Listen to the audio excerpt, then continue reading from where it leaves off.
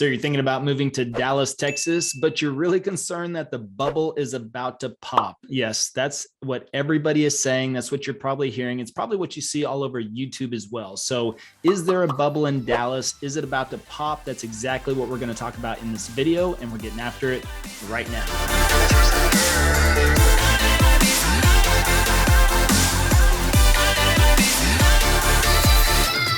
Hey, if this is your first time to the channel and you want to know everything there is about living in Dallas, Texas, and the surrounding areas, then subscribe below, tap the bell for notifications so you can be the first to learn about the current market in Dallas. My name is Levi, my partner Travis, and the team and I, we get calls, texts, and emails every single day from people just like you, and you, and you, and you, looking to make their move to Dallas. We absolutely love it. So whether you're moving in 9 days or 90 days, just give us a call, shoot us a text, or send us an email. Happy to help you make that smooth move to Dallas. However, everybody is really concerned about the bubble, or is it going to pop? Is everything going to crash? Now, we had a video come out just over a week ago on, is the market going to crash? If you haven't checked that out, definitely check it out.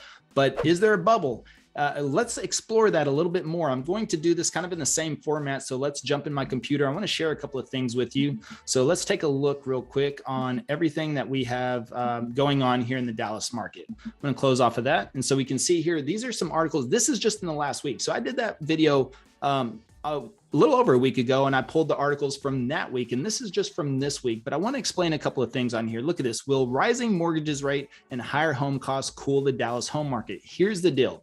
I mean, I don't get it, but a lot of people forget, like 2 years ago, I mean, 2019, when mortgage rates were 5%, that was the steal of the century. I mean, we were talking about record low interest rates at that time, 5%. Everybody was like, we're all in, let's buy a house now at that time. We just didn't have the situation. This was, pre everything that happened in 2020. And so from that standpoint, there wasn't as much of a mass migration as well from these coastal states and these areas that have much higher restrictions. So from that standpoint, it was still a good deal. But the thing is 5% was a really great deal. And now we're at 3%, and they're saying, well, rates may go up to 4% by the end of the year. Now that will decrease a little bit of your buying power, but I mean, 4% is still pretty good. Now, is that a record jump? Well, yeah, when you compare going from 3% to 4%, if you look at the percentage rate, well, absolutely from a percentage standpoint or a percentage increase, but is that really going to make a difference? Well, it can, and we showed you on the video last week that it does make a difference of about probably around $50,000 or so as far as your buying power. So if your budget's around 500, that may reduce it to around 450 or so. Don't quote me on that exact math. It's just a quick estimate, but so you'll have a little bit less buying power, but guys, still 4% is still a good buying rate. So if the rates go up to that, is Dallas going to absolutely crash? Well, I don't think so. And look at these other indicators here. See how home sales in the Dallas area compared to with others. So what they're looking at in this article is, this just shows you a quick synopsis right here. If we look at Frisco, all right, so Frisco, look at this. Here's what I really want to showcase is that, a 28% year over year increase, that is pretty significant. So yes, last year was definitely a better time to buy, but still prices are still going to increase and appreciate. So again, as we always advise, if you're a homeowner, likely you should be planning to stay in your home anywhere from 2 to 5 years. If you do that, number one, you're likely going to ride out any crash in the first place if there was a crash. But number two, a crash in Dallas, not likely going to happen. Don't quote me on that, but the same thing is Dallas was pretty safe during the first market crash in 2009. Everything stayed stable. Now we are seeing a little bit more increase here than what we saw the last time. But again, things are pretty steady Eddie here. But look at this, 20 days on market, 0.5 months of inventory, which means if no other homes were listed right now, we would sell through all of our inventory in half a month. 15 days, that is pretty significant. So that's the big indicator right here, is it is a inventory issue. It's not a bad credit issue, a bad mortgage issue. It's not that migration is slowing down. Actually, migration here, mass migration is increasing.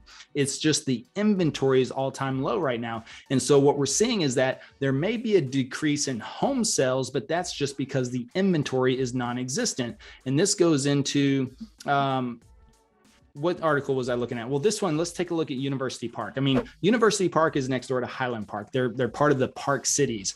And look at this, home sales exceeds 200 million by 200 million. So last year, home sales in the park, University Park was around 500 million, but now it was over 700 million. This is something we've never seen in that high price point of a neighborhood. The average price point right now in Highland Park is 3.3 million. And even in this article, it shows like just a year ago, the average days on market was 66 days, and that has dropped to 30 days. So you're talking about even in the multi-million-dollar price range, that the average days on market is 30 days. We are seeing $2, $3, $4, $5, $6 million homes fly off the market, which is something we just have never seen. We started to see it last year, but now it's really ramped up. And why is that? It's because the inventory is low. Now, here's the other thing. DFW home sellers saw record profits, so they were cashing out. I mean, Dallas was one of the highest areas where people were averaging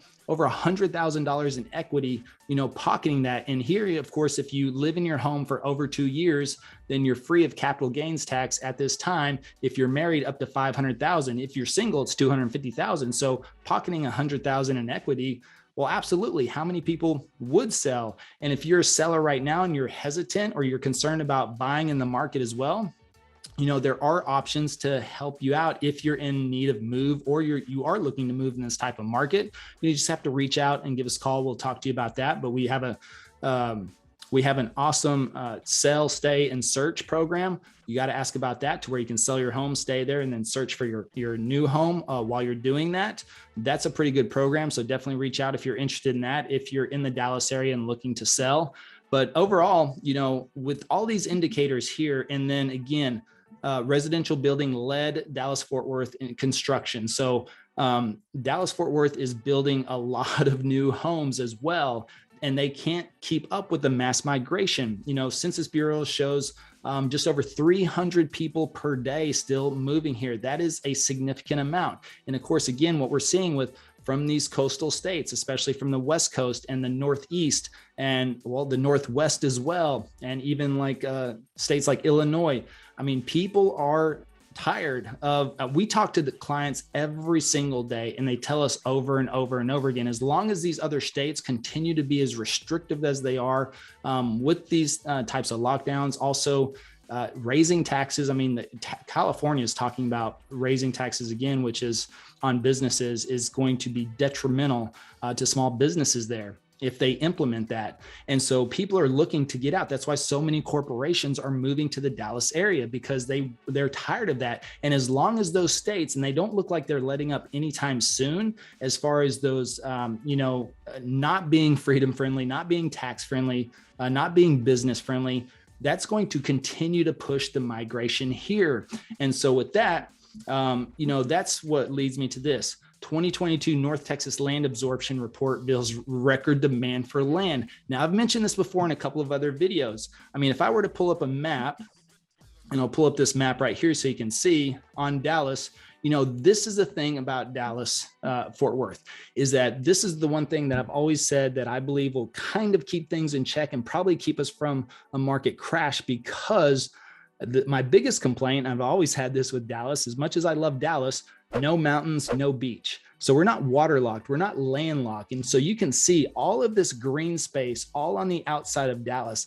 There is plenty of room to grow all the way up to Oklahoma. All right. So you can keep going. I mean, you can go far west, you can go northwest. I mean, look at all of that green space. And that's what they're talking about in that article, is that this land is getting bought up left and right by developers. Why? Because they know where the growth is. And the thing is that people will always be willing to drive an extra 5 or 10 minutes for a $50,000 or $100,000 less home, right? Why not?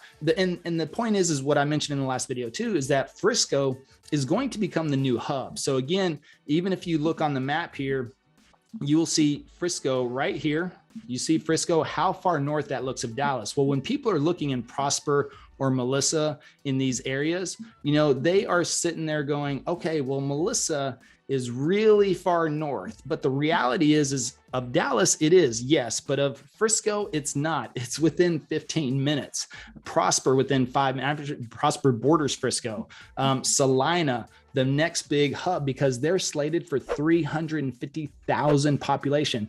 Their population right now is just over 20,000. If you're planning to buy or build in Salina, your home value is likely going to go up significantly over the next few years. Why? Because again, a population of 20,000, whenever they have slotted for 350,000, Frisco's only at 200,000 in population. So when you have that much room to grow, people are willing to go to Salina and build a home because why? Because most people are working from home. Most people run their own businesses now. Most people do not have to work downtown Dallas. And because Frisco is becoming the new hub, I mean, everything you absolutely need is in Frisco. So these places like Melissa and Anna and Salina and Aubrey are starting to really gain traction because people realize that. And plus they're like, hey, I can get a little bit more land, a little bit more house, a little bit less price, brand new. And so that's pushing the growth outward. And because we're not backed up against mountains, we don't have a beach, we can build around the lakes. And actually that lake property is going to grow up even more because we'll build around that. And as things get closer to those lakes, it's only going to continue to push prices up. Look over here in Princeton, right here. This is something else that I've talked about. We have a video on Princeton, how we have a new construction community out there that's prime for investors to look at. And this is an opportunity. Not a lot of new construction communities allow investors to buy in there. Almost all of them are owner occupied requirement. But we know the communities that allow this. And so investors are also coming in here buying these homes. But this is what really is going to tie everything in and why I really don't feel like there's going to be a bubble pop anytime soon, even though this says it's one of the most overpriced markets in America right now. I mean, that's because of the appreciation rate. But here is the biggest deal. Again, inventory. Actually, a couple of reasons.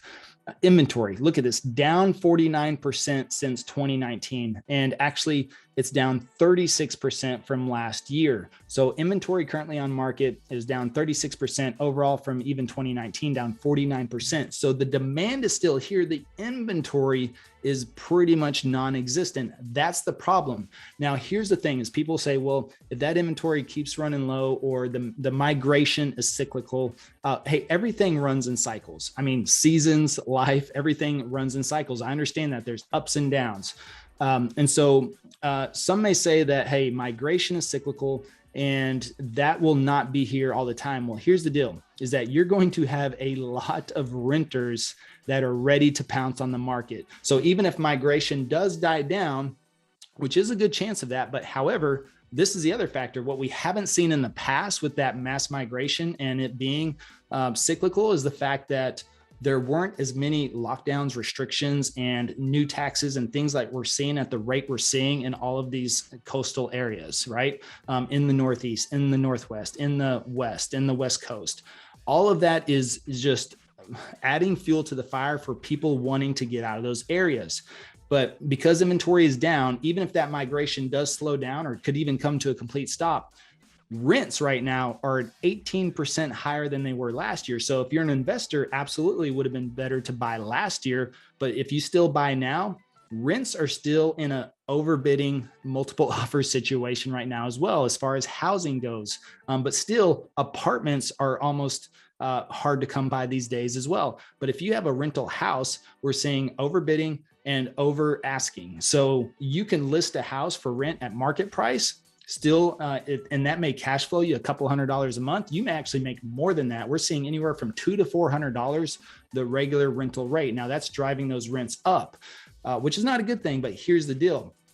Even if migration stops, like I said, all of these renters that are coming right now that are waiting it out, they are going to be here in the market ready to buy as soon as more inventory comes up. So to me, that is a perfect storm of a whole situation of why Is a bubble blowing up? It could be, but is it going to pop anytime soon? I'm not sure. But if it does, here's really the key factor. As a homeowner, which we always advise, if you're buying a home to own and to be there, ideally you should buy that with the thought process of being there for the next 2 to 5 years. If that's the case, you're likely going to ride out any situation. But again, home prices, if they were to crash in Dallas, I mean, your $600,000 house or your $500,000 house is not going to drop to 250 or 300. We're likely not going to see 50% drops like you'll see in the West Coast or the Northeast or even the Southeast, like Florida and Miami, where things got really overpriced and you saw prices drop by over 50%. Could there be a 10, 20 or 30% decline here? It's possible. But again, if you're planning to stick around and own your home for at least 2 to 5 years, you'll probably easily make that back up. And again, Dallas is also going to be the top job market now as well, going into 2022. So many corporations and businesses are moving here. That's keeping the economy strong. So many business owners. And again, because they are so business friendly and tax friendly, new companies starting up, employing people, companies moving over here, and not every single person that transfers with their company. So that means that businesses move over here. They could have 3,000 employees, maybe only 2,000 or 2,500 move with them. So they're going to hire 500 or 1,000 local people. So that's also fueling the economy. And so all of this just adds into why Dallas, I believe, for the next year, 2, possibly 3, is going to continue to stay strong. And those that plan to wait it out, you're probably going to be renting still. And I'm not saying that just to scare you. I'm just saying that's probably the reality. But even if you were to buy in the next month or 6 months and everything were to fall out, again, if you're buying to be in that home for the next 2 to 3 years, by the next year, we would probably be out of that issue. So it's just something to keep in mind. But still, interest rates, even if they go up to 4% by the end of this year, that is still not bad. It may look bad on paper as a percentage increase from what they were last year, but the reality is that's still not bad. Remember back to 2019 when 5% was the record low, and it was really cool back then to get a 5% mortgage, right? So now if things start going much higher than that, then we've got some issues, but I think we're a little ways away from that. So I hope you found this video helpful. Please like and subscribe. And again, whether you're moving in 9 days or 90 days, feel free to give us a call, shoot us a text, or send us an email. We're happy to help you make a smooth move to Dallas, but ultimately answer your questions, give us a call. We're happy to discuss with you the current market and your situation. And again, we only have to find you one house, and every house has a situation. Only a third of the homes last year went over asking price. Imagine that. So think about this. We secured several homes, guys. Last year, we helped over 80 families move here to Dallas. In January, we're already under 37 pending contracts, which means we've won 37 deals already. That's pretty significant. Okay. So we really work to get the deal done and to make this happen. That's what our team focuses on and specializes in, is getting the deal done. But we've got to find you one house, and every house has its own story, and you can still secure homes at list price. Now that's difficult to do, but you need the right team to do that. So if that's something you need some help on, then feel free to reach out. We'd be happy to help you out. And until next time, well, we hope to show you around town.